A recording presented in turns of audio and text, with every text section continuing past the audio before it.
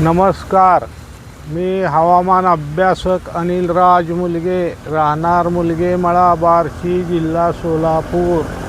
दिनांक 28 ऑगस्ट, रक्षाबंधन निमित्त हार्दिक शुभेच्छा. तसेच आज पश्चिम बंगालजवळ कमी दाबाचे क्षेत्र बनत आहे. तसेच उत्तर प्रदेशमध्ये चक्रकार वाऱ्याची स्थिती आहे. तसेच आज राज्यात वारे वाहतील, वाऱ्याचा जोर जास्त राहील.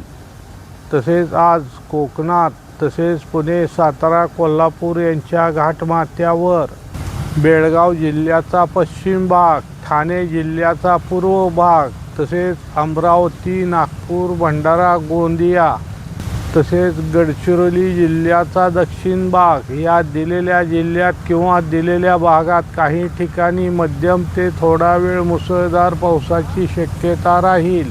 तसेच मुंबई व उपनगरात डहाणू, पालघर, तसेच नाशिक जिल्ह्याचा पश्चिम भाग, पुणे, सातारा, कोल्हापूर या जिल्ह्यांच्या इतर भागात, तसेच सांगली, तसेच सोलापूर, धाराशिव या जिल्ह्यांच्या एखादे दुसरे ठिकाणी, तसेच वर्धा, तसेच गडचिरोली जिल्ह्याच्या इतर भागात, नांदेड व यवतमाळ या जिल्ह्यांच्या एखादे दुसरे ठिकाणी या दिलेल्या जिल्ह्यात किंवा दिलेल्या भागात काही ठिकाणी थोडा वेळ हलका ते मध्यम पावसाची शक्यता राहील.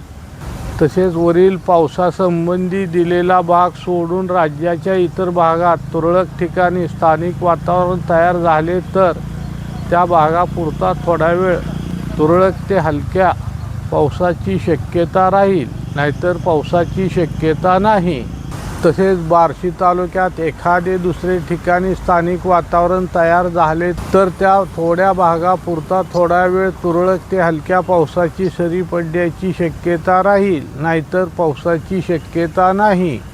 तसेच उद्या सोलापूर जिल्ह्याचा पूर्व भाग व पूर्व दक्षिण भाग, तसेच धाराशिव जिल्ह्याचा दक्षिण भाग या दिलेल्या भागात काही ठिकाणी मध्यम पावसाची शक्यता राहील. थोडा वेळ जोरदार सरी पडण्याची शक्यता राहील. सदर हा अंदाज चालू हवामानावर दिला असून यात बदल अपेक्षित राहील.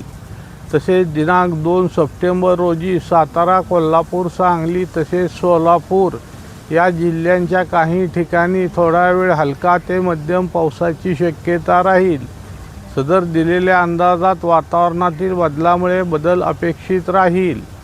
तसेच राज्यातील पुढील 8 ते 10 दिवस पाऊसमान कमी राहण्याची शक्यता राहील.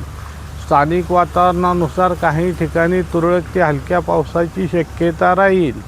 वातावरणात काही बदल झाला तर तसे आपणाला सांगितले जाईल. सदर माझा हा व्हिडिओ आवडल्यास त्यास लाईक करा, सबस्क्राईब करा व इतरांना शेअर करा. धन्यवाद.